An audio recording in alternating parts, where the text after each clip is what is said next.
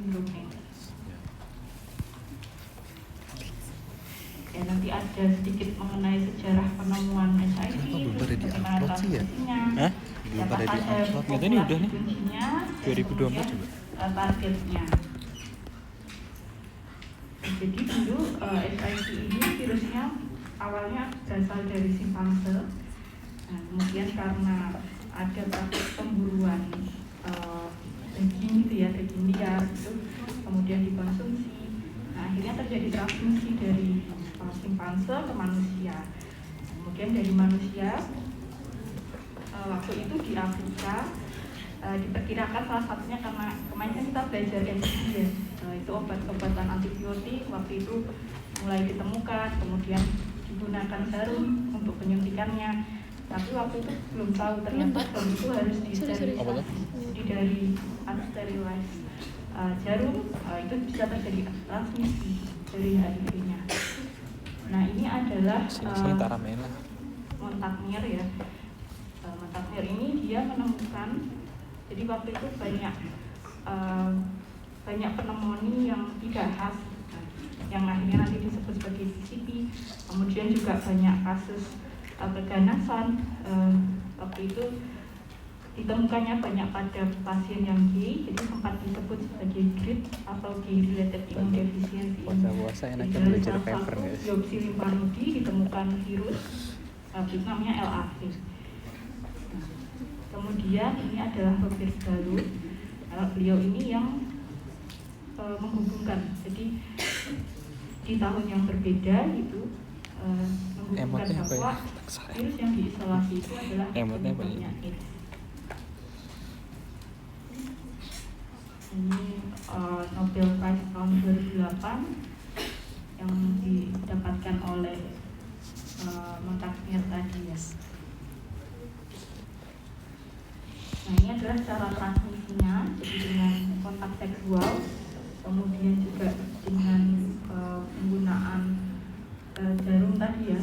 Ini umumnya pada penasun, penggunaan narkoba suntik, kemudian bisa transmisi vertikal, jadi dari kehamilan selama hamil, kemudian sampai persalinan, kemudian dari ASI juga bisa, kemudian juga ada paparan pekerjaan, misalnya nakes, gitu ya, kemudian jarang karena biasanya sudah di screening itu ada transfusi darah, kemudian juga transplant organ. Ini untuk yang hubungan seksual yang bisa mentransmisikan itu dari hubungan yang vaginal seks, kemudian anal seks baik dari laki-laki atau perempuan, kemudian yang lebih jarang adalah oral seks. Apabila menggunakan kondom sebagai bagian ya, dan transmisinya nanti akan berkurang. Tapi banyak ya. Jadi kalau yang paling tinggi risikonya adalah yang reseptif anal seks, jadi yang dimasukkan gitu ya, yang menerima. Kemudian yang paling rendah risikonya yang oral seks. Nah, ini akan menjadi lebih tinggi lagi risikonya apabila orang tersebut memiliki viroload yang tinggi. Kemudian ada penyakit infeksi menular seksual, kemudian ada juga di sana dan perdarahan dan menstruasi seperti itu.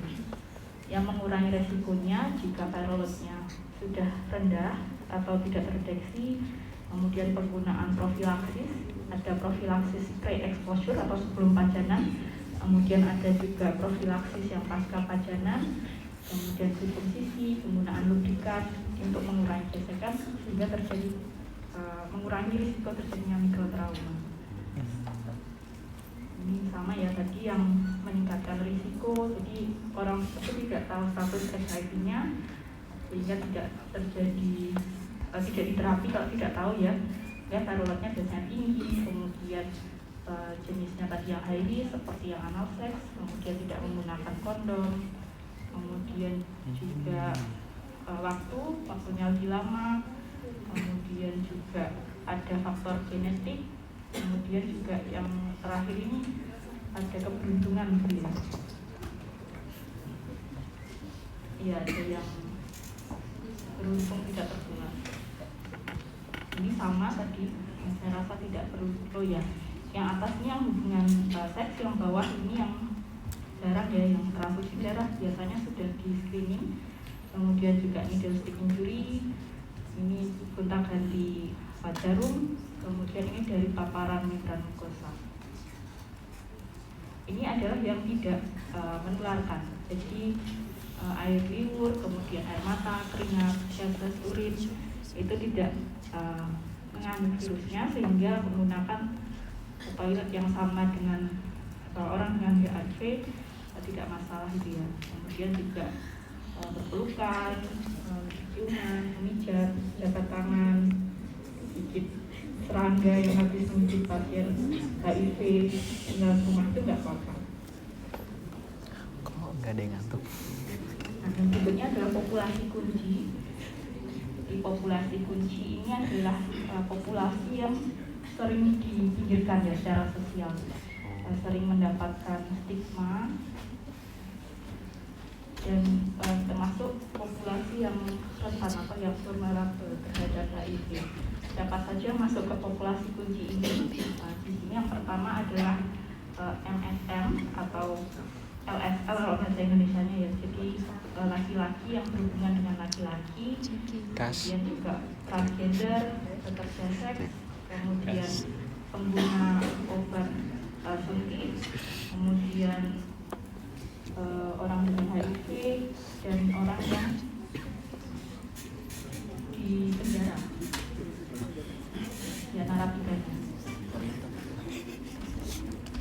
Jadi pada orang yang menggunakan obat suntik dibandingkan dengan populasi umum itu memiliki risiko 35 kali. Ya, kemudian pekerja seks wanita itu 26 kali lebih tinggi risikonya, sedikit lebih tinggi dibandingkan dengan yang MSK. Ini tadi cara penularannya sudah dibahas di depan ya. Jadi pencegahannya bagaimana? Jadi kalau di sini misalnya tanpa pengaman, ya ini gunakanlah pengaman, kemudian menggunakan alat suntik yang baru, yang steril, kemudian tadi karena ada transmisi vertikal, maka ibu hamil ini harus di screening. Nah, kalau misalnya sudah ketahuan positif, kemudian diterapi. Kemudian juga tadi dari transfusi atau donor organ, maka perlu screening. Nah, ini situasi global. Mungkin ada yang baru cuma tidak ditampilkan di sini. Jadi sebagai gambaran tahun 2021 itu ada 38,4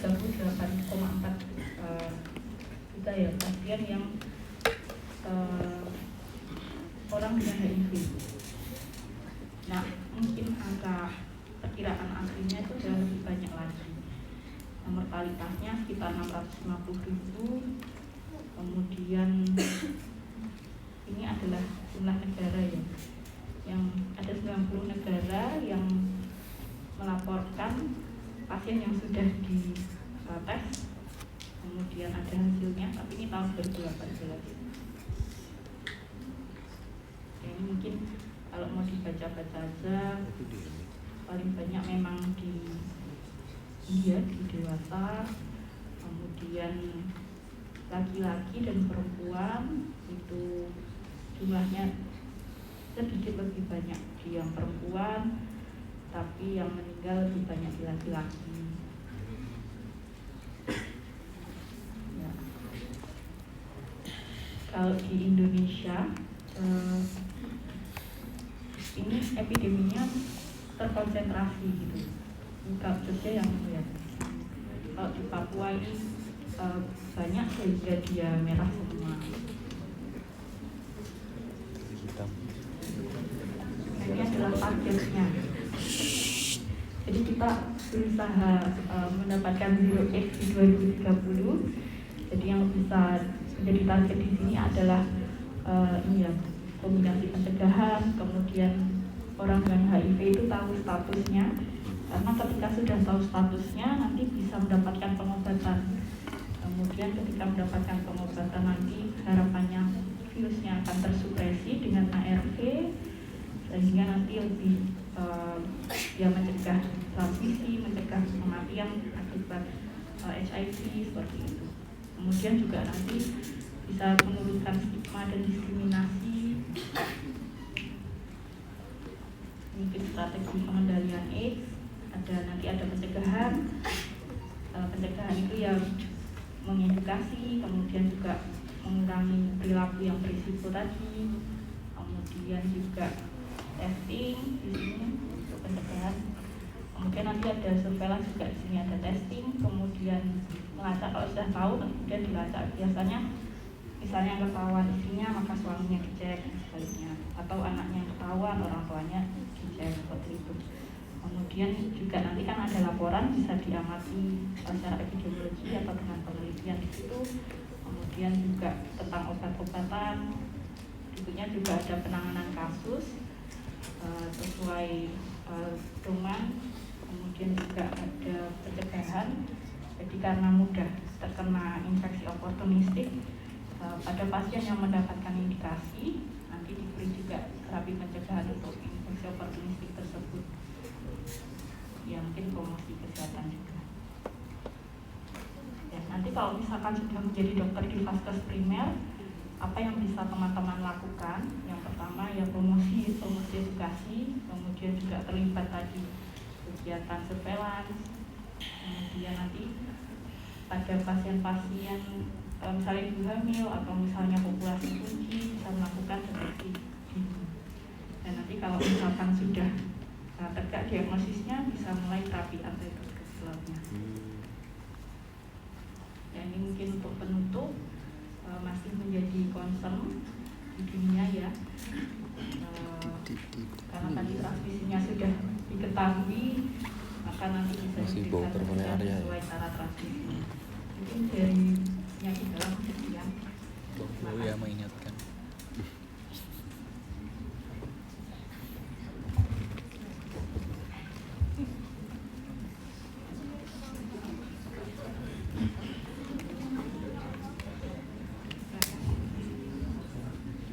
Perbaiki cantik ya.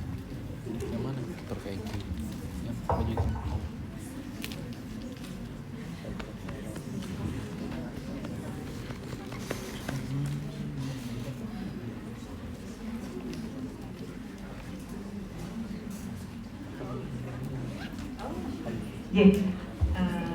Terima kasih. Ini Dr. Alinda ada kegiatan yang lain, jadi nanti kalau ada pertanyaan bisa dititipkan kepada kami. Saya awali dengan Assalamualaikum warahmatullahi wabarakatuh. Selamat siang adik-adik semuanya. Mudah-mudahan kalau tadi mendengarkan suara merdunya Dr. Alinda mungkin agak ngantuk. Ini saya agak keras supaya adik-adik terbangun. Ini jam-jam yang sangat berat ya. Biasanya jam segini kita bisa istirahat, tapi hari ini mari kita melihat HIV dan AIDS. Kalau tadi adik-adik sudah belajar terkait dengan epidemiologi, saya akan mengajak adik-adik untuk melihat virus penyebabnya. Nah, ini adalah karakteristik dari human immunodeficiency virus penyebab AIDS. Jadi dia adalah anggota genus lentivirus. Kenapa? Lentivirus itu dari kata lentus. Lentus itu pelan. Karena memang HIV itu kalau Anda terinfeksi, maka terasa sakitnya atau manifestasi klinisnya butuh waktu yang cukup lama. Tidak seperti kalau influenza, jebres hari ini ada yang batuk pilek. Mungkin hari berikutnya, dua hari berikutnya ada di antara temannya yang tertular. Kalau HIV tidak. Dia anggota famili Retroviridae. Kemudian kalau kita lihat, kalau kita mau mengamati HIV ini karena dia virus, maka kita membutuhkan mikroskop elektron. Jadi tidak bisa dengan mikroskop biasa yang seperti adik-adik gunakan kalau praktikum di laboratorium. Jadi adik-adik lihat di bawah mikroskop elektron nanti akan kelihatan gambaran seperti ini. Jadi ukurannya itu adalah 80 sampai 110 nanometer. Kemudian bentuknya dia bulat. Kemudian kalau kita lihat secara struktur, ini secara skematik, maka bagian dalamnya dia ada material genetik berupa single stranded RNA. Ingat ya, kalau virus itu kan makhluk hidup yang sangat sederhana. Apa yang dia punya itu ya sangat minimal. Kalau dia bisa menggunakan apa yang dari inangnya, maka dia tidak akan membawa. Kita lihat di sini. Jadi single stranded RNA. Kemudian dia dikelilingi oleh kapsid, makanya kalau yang hijau ini dengan isinya kita sebut dengan nukleokapsid. Tadi sudah saya sampaikan bahwa virus itu akan membawa barang-barang yang memang dia butuhkan. Anda lihat di sini ada reverse transkriptase. Itu adalah enzim yang nanti akan mengubah RNA menjadi DNA. Ada protease yang secara fungsinya nanti untuk memotong-motong hasil protein yang dibuat. Kemudian ada integrase. Itu adalah enzim yang digunakan nanti untuk menggabungkan DNA dari HIV ke DNA host atau yang inangnya. Nah, kemudian kita lihat ini termasuk virus yang mempunyai envelope. Nah, di dalam envelope kita lihat di sini ada spike, ada 72 spike. Kemudian di sini kalau kita lihat ada glikoprotein 41, ada glikoprotein 120, yang keduanya itu diturunkan dari glikoprotein 160. Nanti kita akan lihat bahwa glikoprotein 41 ini sangat penting di dalam proses perlekatan. Kemudian ya, saya kira itu. Ya, ada dua tipe HIV. HIV 1 dan HIV 2. Apa bedanya? Kita bisa melihat di sini. Jadi HIV 1 itu adalah virus yang banyak, yang dominan di seluruh dunia. Kalau dibandingkan dengan HIV 2, manifestasi kliniknya juga lebih berat karena dia memang lebih patogenik dibanding HIV 2. Secara global, tadi sudah saya katakan bahwa sebagian besar pasien-pasien terinfeksi oleh HIV 1. Kemudian kalau kita bandingkan, nanti kita lihat dia punya ancestry gain, dia VPU, nanti kita bandingkan dengan yang satu akan berbeda. Nah, kita juga banyak melakukan analisis genetik, kita lakukan sequencing, kemudian dari sequencing ini dilakukan analisis filogenetik. Nah, di sini kita lihat bahwa sebetulnya HIV itu awalnya dulu adalah mungkin perubahan atau perkembangan dari simian immunodeficiency virus. Kan kalau kita lihat di zaman dulu itu kan manusia banyak yang dekat dengan hewan-hewan tingkat tinggi seperti ini ya, simpanse, makan dagingnya. Jadi awalnya mungkin bisa terinfeksi sehingga akhirnya virus itu bisa bermutasi dan bisa menjadi HIV yang menyerang manusia. Ada lineage, kita lihat di sini ada beberapa lineage, ada lineage grup M, kemudian N, kemudian O dan P. Nah, kenapa kita perlu melakukan seperti ini? Sebetulnya lebih banyak untuk kita menelusur sebetulnya itu dari mana sumbernya, perkembangannya dari mana. Tetapi secara umum yang paling banyak menginfeksi kita adalah HIV 1 yang grup M. Nah, sekarang kita lihat yang HIV 2. HIV 2 ini awalnya diisolasi di Guanabissu, dan kalau kita bandingkan dengan HIV 1 sebetulnya kemiripannya hanya 30-40%. Jadi ini banyak terbatas pada daerah Afrika Barat.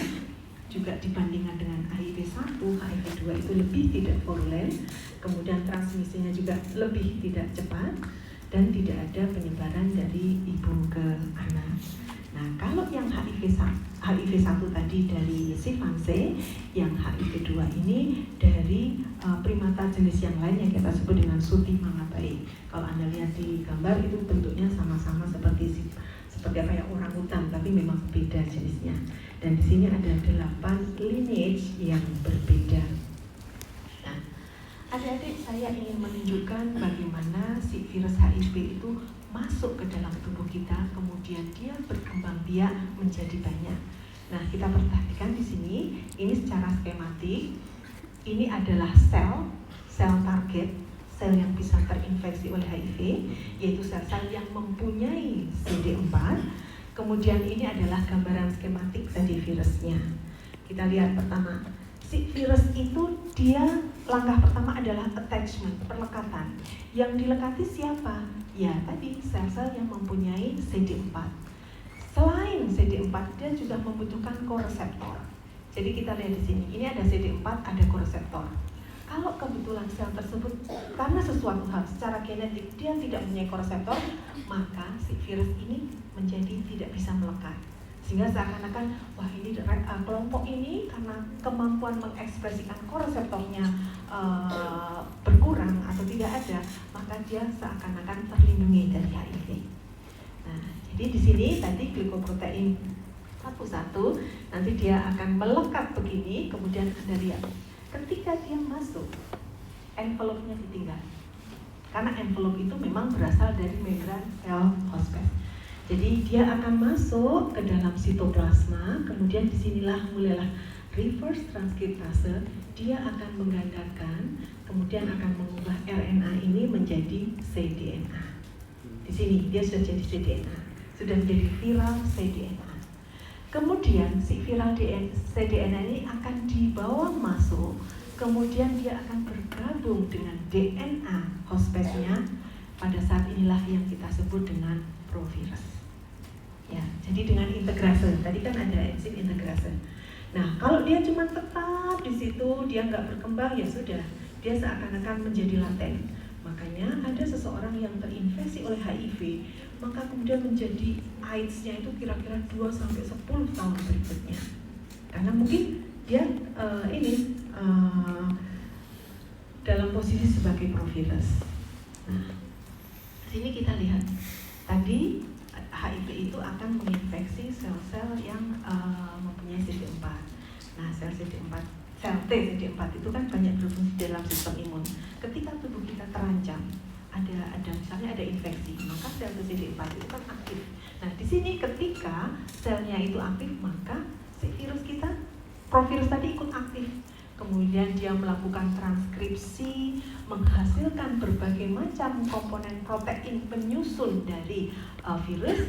Kemudian tadi ada protease, protease itu berfungsi untuk memotong-motong sehingga menjadi komponen-komponen. Kemudian terjadi assembly, terjadi perakitan.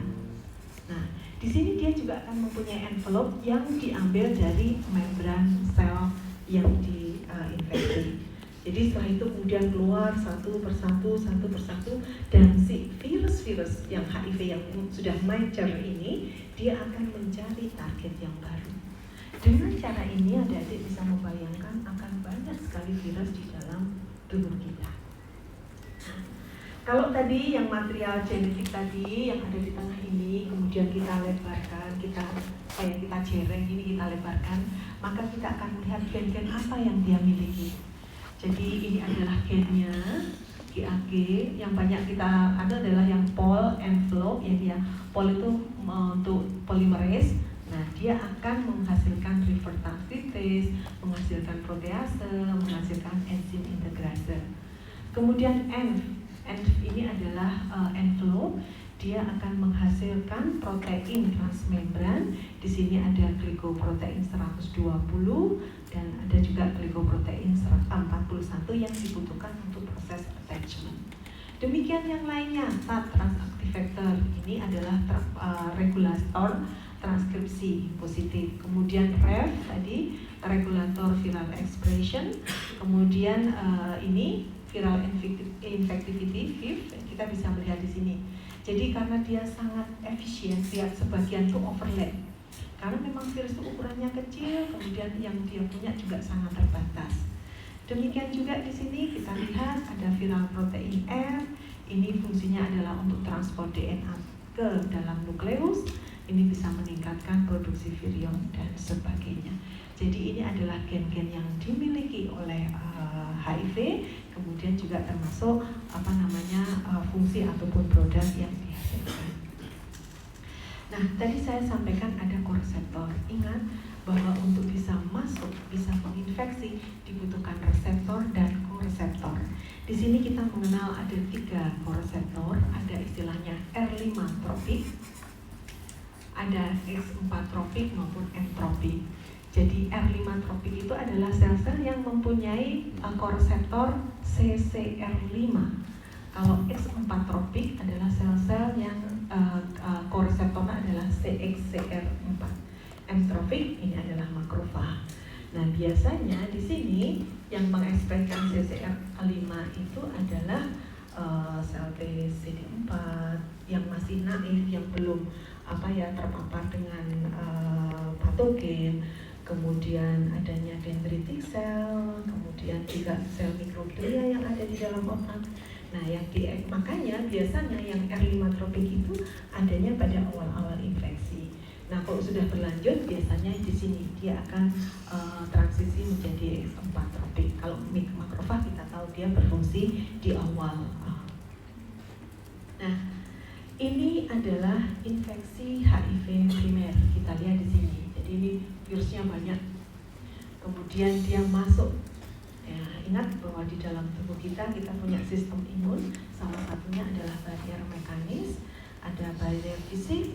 Nah, barier fisik di sini salah satunya adalah kulit yang intan. Nah, kalau ada perlukaan, dia bisa masuk. Kemudian nih, yang pertama kali akan menerima adalah dendritic cell. Dendritic cell akan menangkap virus tadi, kemudian dia akan memproses menjadi menjadi peptida, kemudian dia akan dipresentasikan untuk menginisiasi sel T CD4.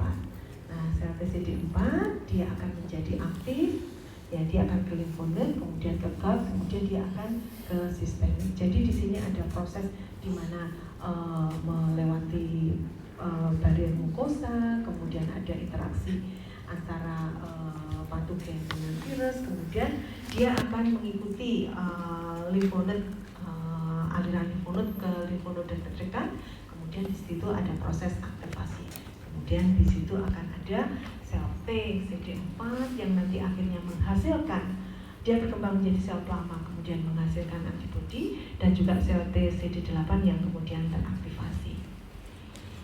Adik-adik, saya ingin menunjukkan ini adalah perjalanan alamiah penyakit tanpa ada intervensi. Jadi kita tahu bahwa sel TCD4 itu kan sangat penting di dalam proses imunologi. Kalau dalam suatu orkestra dia adalah konduktornya, sehingga kalau sel TCD4-nya itu rusak, maka sistem imunnya juga menjadi berantakan. Sehingga kita lihat dulu sebelum ada obat antiretroviral, semua orang yang terinfeksi HIV pasti akan jadi AIDS. Nantinya juga akan mati. Kita semua juga akan mati, tapi kan tentunya dengan beda ceritanya dengan yang ini. Tetapi dengan adanya antiretroviral, nanti mungkin akan dijelaskan oleh Pak Eki, kita bisa melihat bahwa penyakit ini bisa menjadi berkembang seperti penyakit yang kronis. Nah, kita lihat di sini, ini tanpa ada intervensi. Ini adalah jumlah RNA di dalam plasma yang ini di sini. Jadi kemudian ini adalah waktunya, awalnya minggu, kemudian ini tahun. Jadi pada saat HIV masuk dalam tubuh kita, dia pasti akan segera bermultiplikasi menjadi banyak. Tubuh kita belum siap untuk menghadapi virus HIV tersebut. Sehingga yang terjadi adalah, nih lihat, langsung jumlahnya dia naik tinggi sekali. Nah, disitulah mulai ada gejala-gejala awal. Nanti mungkin akan dijelaskan secara khusus. Kemudian ketika sistem imun kita sudah siap, maka dia bisa melawan entah itu dengan antibodi ataupun dengan sel TCD8. Kemudian dia akan turun, dia mulai terkendali. Kemudian mulai semacam ada keseimbangan. Nah, di dalam clinical latency ini tidak ada gejala yang tampak, tetapi di dalam tubuh kita HIV masih ada dan dia juga masih bisa berkembang. Nah, HIV akan menyerang sel TCD4, dan sel TCD4 itu kalau terserang HIV kan yang akan mematikan itu adalah sel TCD8. Sel TCD8 dia akan mematikan virusnya sekaligus sel TCD4 karena dia ada di dalam sel. Sehingga kalau kita lihat nanti akan kita lihat bahwa sel TCD4-nya juga akan turun. Nah, di sini ketika ternyata respon imun kita sudah tidak bisa mengikuti, tidak bisa menahan perkembangan dari virus itu, maka kita lihat akhirnya kemudian jumlah virusnya meningkat kembali. Pada saat sel TCD4-nya sudah sangat turun, mulailah ada infeksi opportunities. Jadi infeksi yang pada orang normal, orang yang sistem imunnya baik, dia tidak akan menyebabkan penyakit. Tetapi pada kasus-kasus ini, karena sel TCD4-nya sudah sangat turun, maka dia menyebabkan penyakit. Nah, kalau yang tadi adalah kita melihat jumlah virusnya, maka kita melihat jumlah CD4-nya. Sel CD4 tadi ya, di awal-awal kita masih banyak.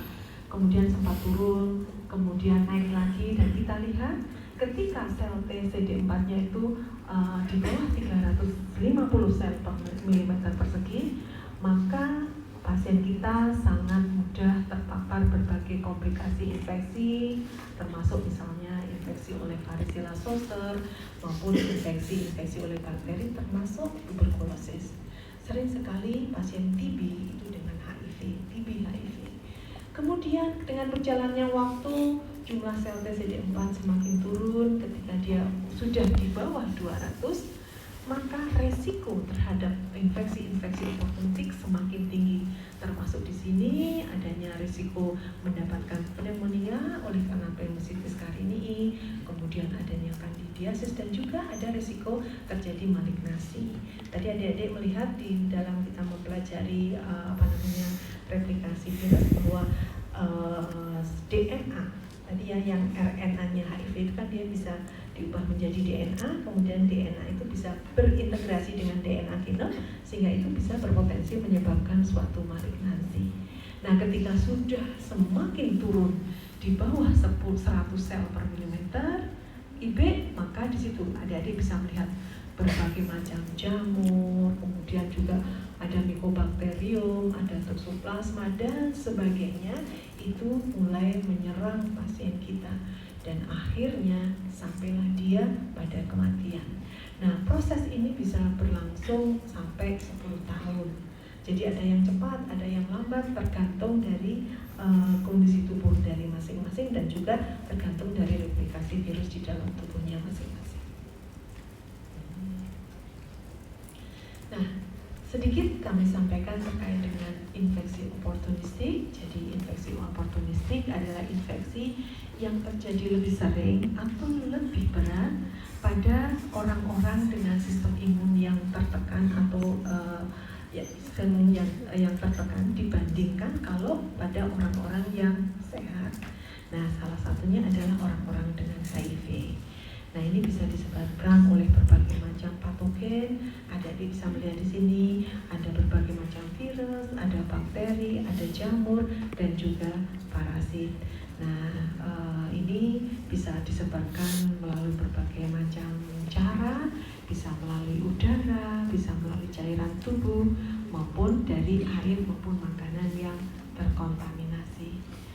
Nah, ini adalah berbagai macam jamur yang bisa menjadi penyebab infeksi oportunistik pada pasien HIV. Jadi adanya candidiasis pada esofagus, pada bronki, pada trakea, pada paru-paru, kemudian adanya coccidioidomycosis yang itu nanti bisa terdiseminasi maupun sampai keluar ekstrapulmoner. Kemudian juga ada Cryptococcus, ada histoplasmosis, ada pneumocystis jirovei pneumonia. Jadi kalau nanti ada adik mendapatkan pasien, nanti ketika Anda sudah menjadi dokter, kemudian Anda merawat pasien dengan HIV, kalau Anda melihat CD4-nya sudah sangat turun, adik-adik harus mulai waspada terkait dengan adanya berbagai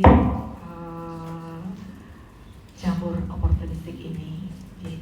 Kemudian yang berikutnya ini adalah beberapa gambar yang mungkin bisa dilihat.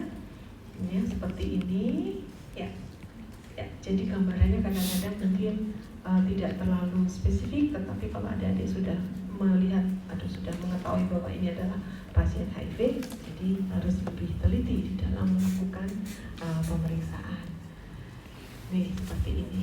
Jadi memang luar biasa ya, sangat menderita mereka karena adanya berbagai macam infeksi jamur ini. Kemudian berikutnya infeksi oleh virus, ini juga berbagai macam. Retinitis karena CMV, biasanya pasien kemudian akan mendapatkan gangguan penglihatan.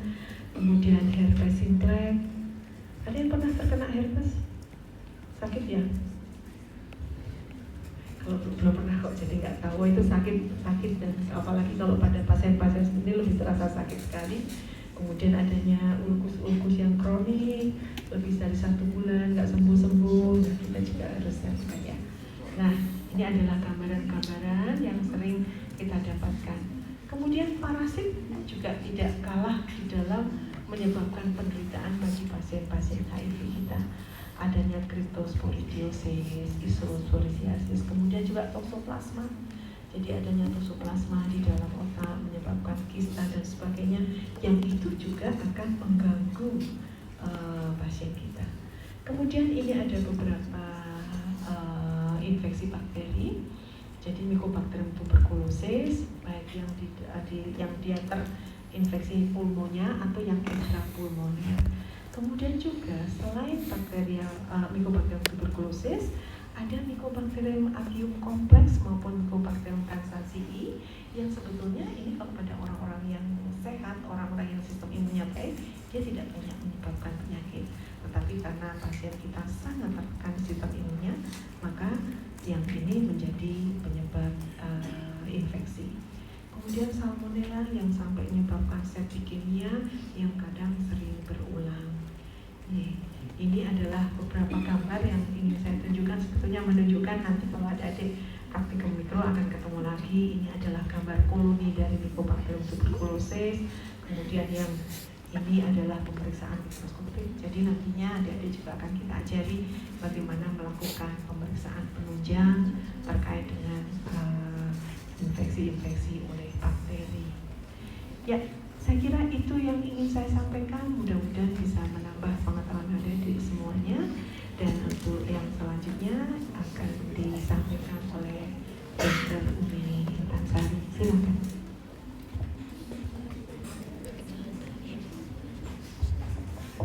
4 dosen ya? 4 dosen. Iya.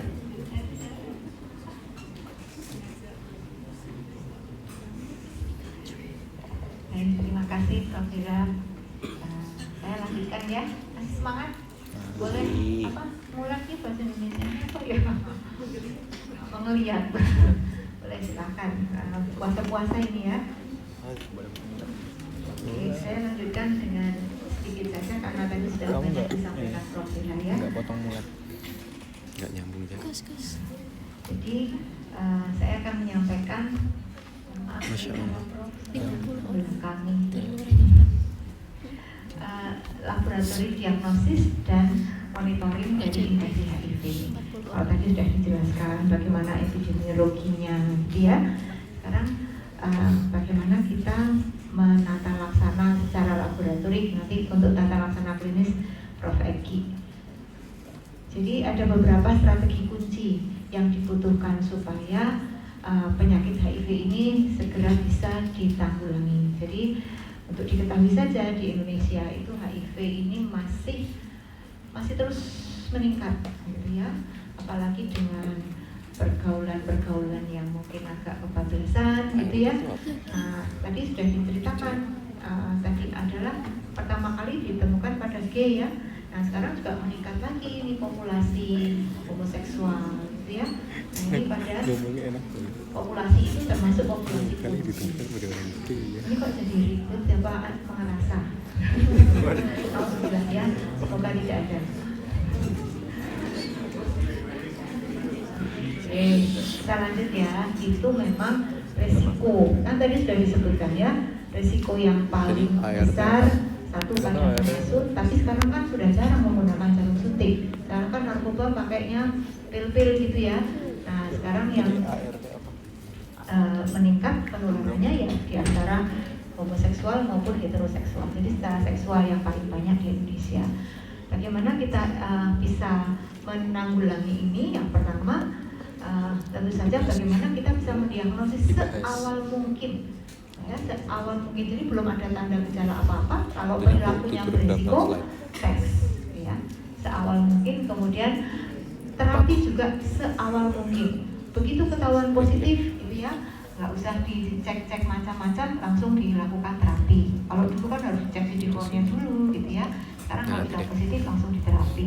Kemudian kita harus memonitor ART-nya itu supaya viral load-nya, virusnya, kadar virus di dalam darah itu negatif atau tersupresi. Karena kalau kadar virusnya rendah, maka kemungkinan untuk menularkan menjadi lebih kecil. Jadi apa namanya? Terapi sebagai upaya pencegahan, ya. Kemudian ada infeksi oportunistik juga harus segera ditanggulangi, dan kalau pada ibu hamil maka diagnosis pada bayi juga harus dilakukan sedini mungkin. Ya.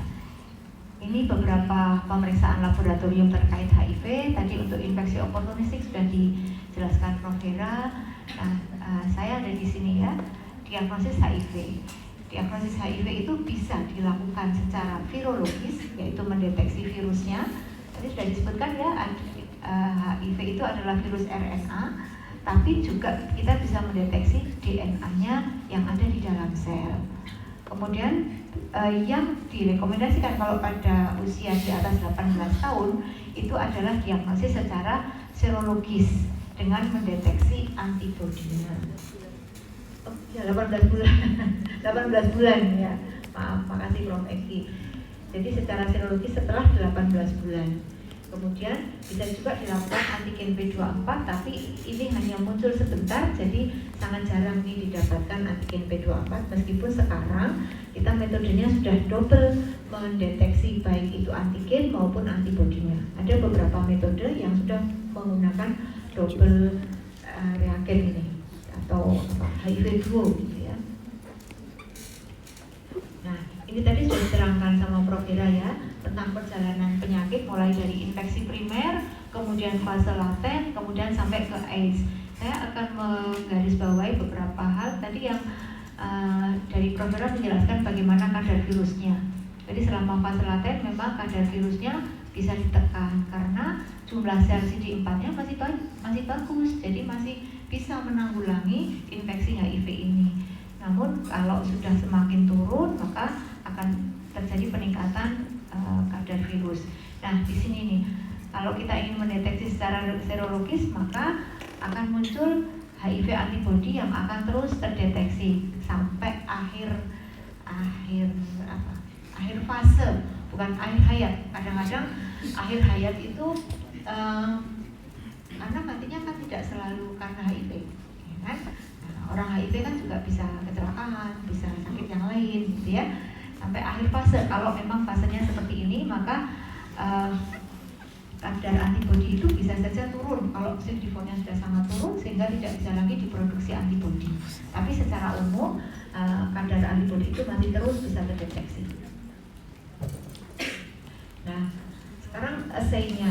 Dulu di awal-awal kita menggunakan deteksi antibodi menggunakan generasi 1 yang antigennya itu berasal dari virus ya, virus HIV. Kemudian hanya bisa mendeteksi IgG. Kemudian generasi berikutnya menggunakan rekombinan, tapi juga masih hanya bisa mendeteksi IgG. Kemudian generasi ketiga ini yang sekarang tersedia, generasi 2 sudah nggak ada. Generasi ketiga itu sekarang adalah bisa mendeteksi IgG dan IgM dengan antigen rekombinan, ya.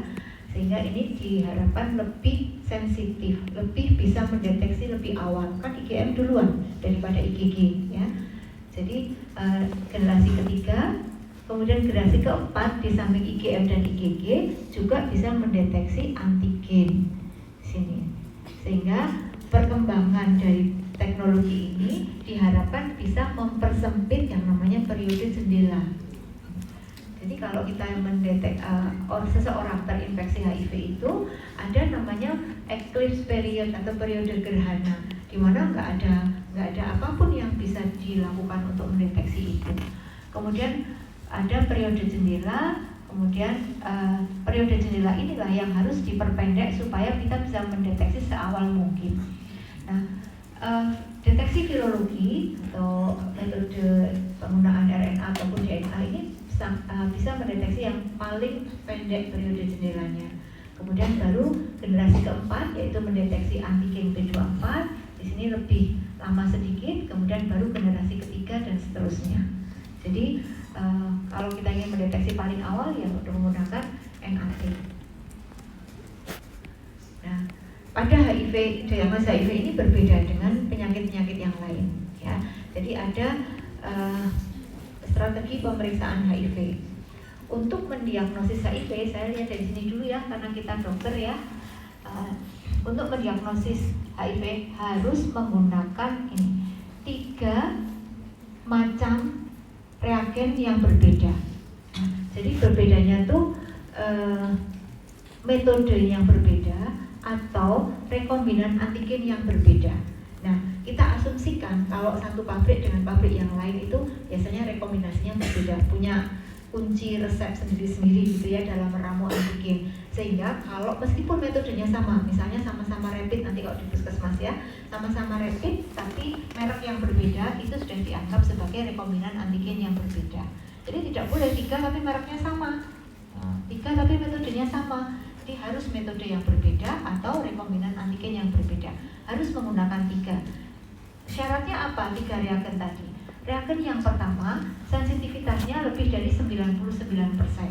Artinya, pada orang yang sakit bisa mendeteksi, misalnya ada 100 orang yang sakit, 99-nya itu terdeteksi dengan metode itu. Gitu ya. Jadi sensitivitasnya 99%. Kemudian reagen yang kedua yang dilihat adalah spesinya. Spesifisitas reagen itu lebih dari 98%. Reagen yang ketiga spesinya lebih dari 99%.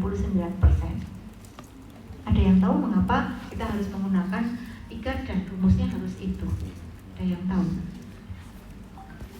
Kalau sensitivitas reagen itu tinggi, maka risikonya apa? Banyak false negatif atau false positif? False positif. Sehingga dengan reagen 1 kita harapkan sebanyak-banyaknya itu terdeteksi dulu. Nah, false positif tidak apa-apa. Nah, kalau ada risiko, deteksi. Ada risiko gitu ya, terdeteksi positif tidak apa-apa. Kemudian kita lanjutkan lagi dengan pemeriksaan yang spesinya lebih tinggi. Artinya kalau spesinya tinggi, false positifnya rendah. Ya, yang banyak kan false negatif gitu ya. Tapi false negatif sudah disingkirkan dulu oleh reagen yang sensinya tinggi. Sehingga kita akan mendapatkan dengan 3 ini, kita akan mendapatkan positif predictive value yang besar. Jadi kalau positif hasilnya, 3-tiganya positif, maka diharapkan itu memang betul-betul positif, bukan false. Ya. Tapi kalau hanya menggunakan 1 saja dengan sensitivitas yang tinggi, maka hanya mendapatkan positif predictive value yang rendah. Bisa jadi itu tidak positif beneran, tapi positif palsu.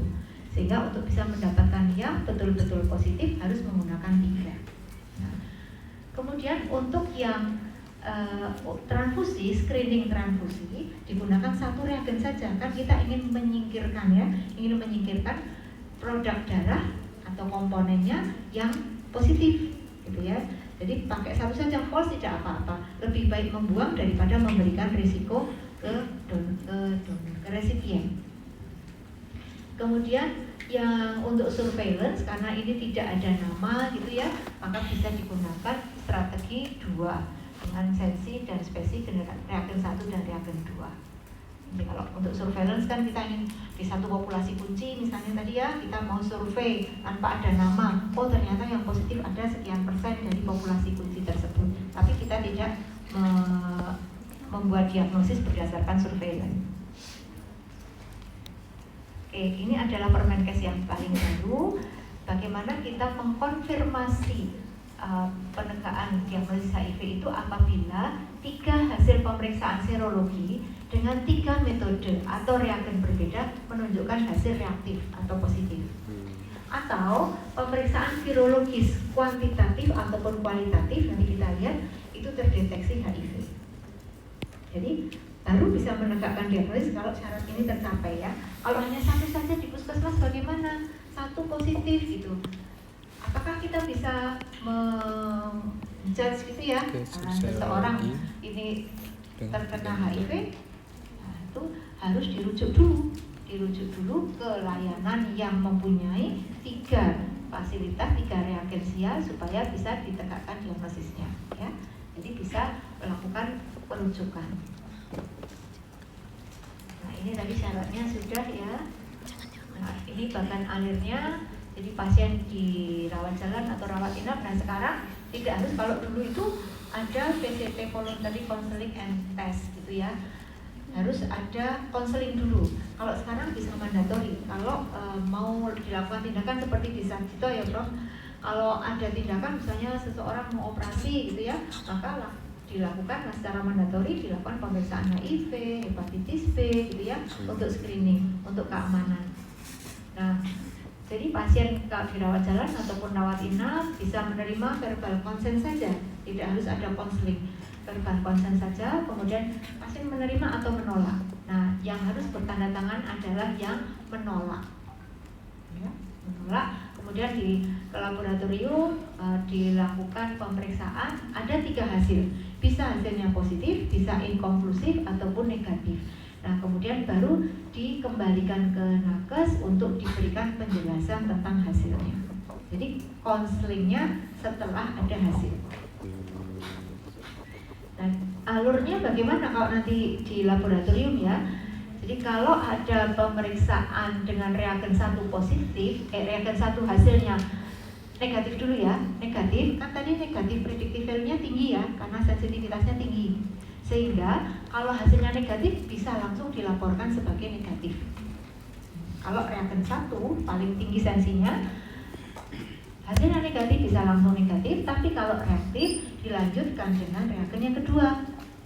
Dengan reagen kedua hasilnya positif lagi, lanjutkan dengan yang ketiga. Yang ketiga hasilnya positif lagi, baru dilaporkan sebagai positif. Tapi kalau ada salah satu yang tidak positif, ya, dilaporkan sebagai inkonklusif.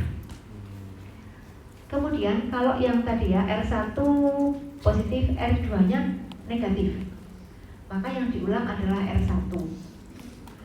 Karena yang kemungkinan false kan R1, karena kan ini negatif. Nah, sehingga R1-nya kalau diulang hasilnya tetap non-reaktif, nggak berubah jadi ya. Kalau R1-nya itu menjadi non-reaktif, maka dilaporkan sebagai negatif. Tapi kalau tetap reaktif, maka dilaporkan sebagai inkonklusif. Itu alurnya. Kemudian bagaimana kalau hasil inkonklusif? Dilakukan pengulangan 14 hari kemudian. Atau kalau pasien tidak mau nunggu, misalnya mau pemeriksaan virologis juga boleh. Nah, ini ya, retesting itu apabila hasilnya tadi yang satu ya inkonklusif, atau individu yang hasilnya negatif tapi masih ada perbuatan berisiko. Tadi misalnya populasi kunci masih terus, kegiatan seksual yang tidak aman gitu ya, atau ibu hamil di trimester pertama tapi yang tinggal di prevalensi HIV yang tinggi. Atau yang tadi nomor 2 statusnya inkonklusif 14 hari kemudian, atau kalau sudah positif tapi mau mendapatkan terapi di tempat yang lain, maka di fasilitas tersebut dilakukan pengulangan boleh. Tapi kalau sudah mendapatkan ART sebelumnya tidak perlu diulang. Misalnya ART di rumah sakit A, kemudian pindah lokasi atau pindah rumah sehingga pindah layanan di rumah sakit B, sudah on ART, maka tidak perlu melakukan pemeriksaan ulang. Itu retesting. Untuk serologi itu dulu ya. Kemudian virologi ada 2. Tadi ya RNA, kalau kita melihat ini ya, mengukur virion atau jumlah virus yang ada di sirkulasi, itu kita mendeteksi RNA virus, makanya disebut sebagai viral load. Ini yang disebut deteksi virologis yang kuantitatif, karena kita bisa mengukur kadar virus per mikroliter darah. Sedangkan kalau kita ingin mendeteksi DNA-nya, ini disebut sebagai kualitatif karena kita hanya bisa memberikan hasil positif atau negatif saja, kan kita tidak bisa menghitung virionnya, hanya bisa mendeteksi DNA HIV yang ada di dalam sel. Ya. Jadi bedanya kalau pemeriksaan HIV yang kualitatif atau pemeriksaan DNA, sampel yang digunakan adalah berupa darah, karena kita mencari selnya, ya, yang digunakan darah atau DBS dried blood spot, diteteskan pada kertas seperti kertas saring gitu. Nah, kemudian nanti akan dilakukan ekstraksi, kemudian dideteksi DNA-nya. Nah, ini bisa dirujuk. Jadi kalau nanti layanannya tidak bisa melakukan pemeriksaan DNA, bisa dirujuk ke beberapa tempat yang bisa melakukan pemeriksaan. Kemudian berikutnya RNA kuantitatif. Apa indikasinya? Kapan kita melakukan pemeriksaan RNA kuantitatif? Kalau DNA kualitatif dilakukan untuk diagnosis pada bayi. Tapi kalau RNA bisa juga bayi melakukan pemeriksaan RNA. Tapi yang direkomendasikan adalah DNA. Nah, ini ya, viral load adalah jumlah partikel virus HIV yang ditemukan dalam setiap mililiter darah. Ini bisa digunakan untuk diagnosis pada bayi atau digunakan untuk monitoring terapi ARV, atau kalau ada kecurigaan resistensi ARV dan monitoring ARV pada ibu hamil. Jadi kalau nanti ibu hamil dimonitor, ternyata setelah terapi virusnya turun sampai tidak terdeteksi, maka dia bisa melahirkan pervaginam gitu ya. Jadi untuk melihat resiko penularan ke bayi. Oke. Kemudian EID nanti akan dijelaskan lebih lanjut di Prof. Eki. Nah, ini bisa DNA ataupun menggunakan pemeriksaan RNA dengan sensitivitas dan spesifitas yang di atas 95%. Yang dianjurkan pemeriksaannya setelah bayi berumur 4-6 minggu. Tapi bisa dilakukan seawal mungkin kalau memang ada kecurigaan ke sana. Nah, ini bagannya ya. Uji virologi 4-6 minggu, kalau hasilnya positif kemungkinan terinfeksi, bisa dimulai terapi ARV, tapi sebelum mulai dilakukan pengambilan darah dulu untuk dilakukan pemeriksaan uji virologi yang kedua untuk mengkonfirmasi diagnosis ya. Kemudian kalau hasilnya negatif, kemudian dilihat kalau masih mendapatkan ASI, masih ada risiko penularan. Kalau tidak mendapatkan ASI, ulang lagi untuk uji antibodi pada usia 18 bulan. Mengapa uji serologi tidak bisa dilakukan pada bayi? Ya, karena ibu yang HIV positif bisa memberikan antibodinya ke bayi, ya. Sehingga kalau terdeteksi positif bisa mungkin berasal dari ibu. Nah, pada usia 18 bulan diharapkan sudah tidak ada lagi antibodi dari ibu, ya. Kalau ada masih terdeteksi antibodi, berarti itu antibodi dari bayi. Ini kalau tidak ada pemeriksaan virologi, tapi sekarang sudah bisa merujuk, jadi mendingan lebih baik dirujuk saja.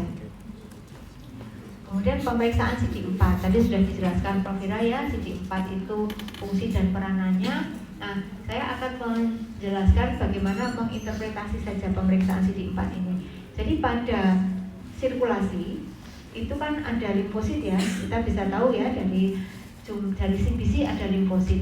Nah, komponen atau subpopulasi dan limfosit itu ada limfosit T, ada limfosit B, ada sel NK gitu ya. Nah, dari limfosit T ini ada sel T helper dan sel T sitotoksik dan sebagian gamma delta T cell. Nah, yang akan kita ukur adalah yang ini, CD4 dari keseluruhan limfosit. Jadi kalau misalnya limfosit CD4-nya 25%, itu 25% bukan dari keseluruhan limfosit ya, 25% dari keseluruhan limfosit. Jadi kalau limfositnya 1000, CD4-nya 25%, maka jumlah CD4-nya berapa? 250 sel per mikroliter. 250 ya. Jadi dari limfosit bukan dari leukosit. So ada yang salah.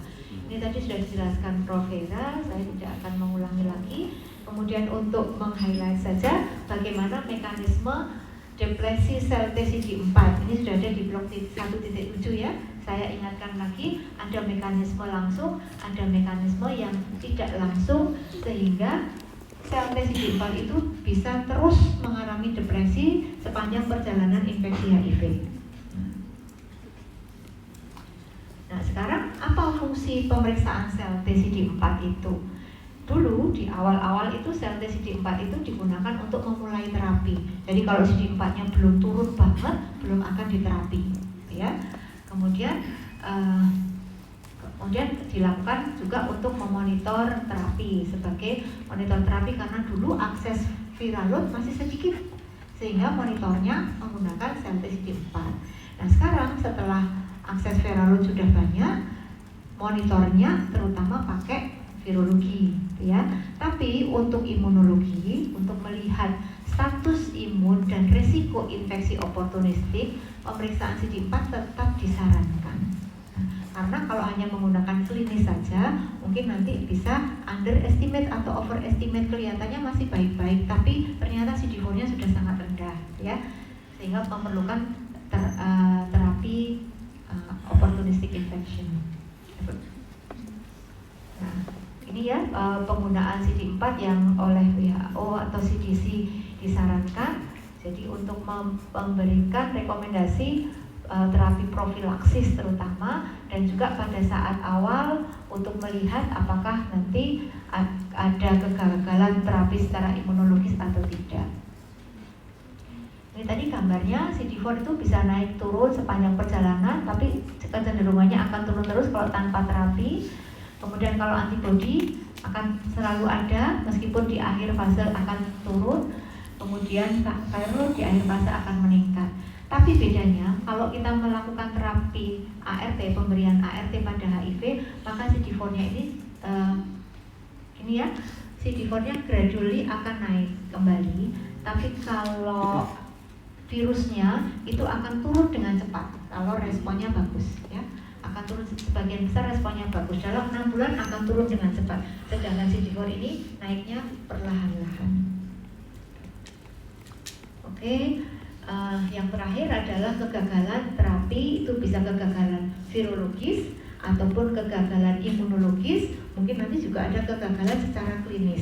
Kalau setelah terapi kok tidak membaik, CD4-nya tidak naik, virusnya tetap tinggi, nah itu disebut sebagai kegagalan terapi virologis maupun imunologis. ART-nya at least 6 bulan. Oke, mungkin itu dari saya, mungkin bisa lanjutkan Prof. Egi teleponnya. Ya istirahat dulu. Atau mau tanya-tanya dulu juga boleh. Ada Prof.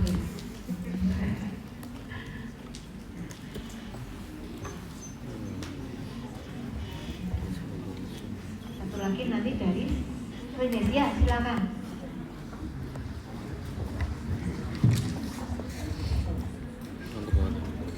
Poinnya terkait epidemiologi tadi bisa nggak dok?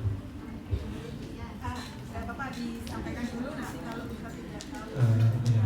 Tadi saya perhatikan kemungkinan untuk kemungkinan itu terkena HIV/AIDS di transgender woman itu lebih tinggi daripada yang men who have sex with other woman. Ini kenapa ya dok? Apa faktor risiko yang ada di transgender woman tapi tidak ada di men who have sex with men gitu?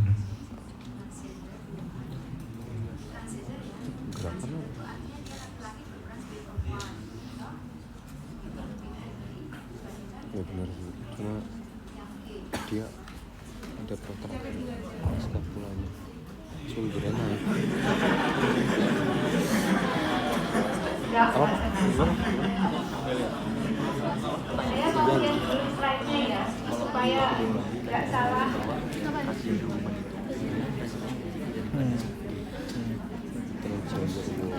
Transgender woman itu maksudnya cewek ke cowok. Apa sama ke cewek? Nggak tahu. Transgender kan udah transgender. Ke woman, ini cowok. Iya, cowok ke cewek. Cowok jadi cewek. Bisa ke cewek. Iya, cowok jadi cewek. Ini Bu Edi. Yang transgender woman itu lebih tinggi dibandingkan gay ya, 34 sama 20. Gay men and other men who have sex with men, ya, okay. Laki-laki dengan laki-laki. Kalau yang ini mungkin ya dokter Edi. Kalau yang kuning ini mungkin kan dia tidak menghitung dia sebagai perempuan atau sebagai laki-laki. Tapi kalau yang di transgender woman itu sebagai perempuannya.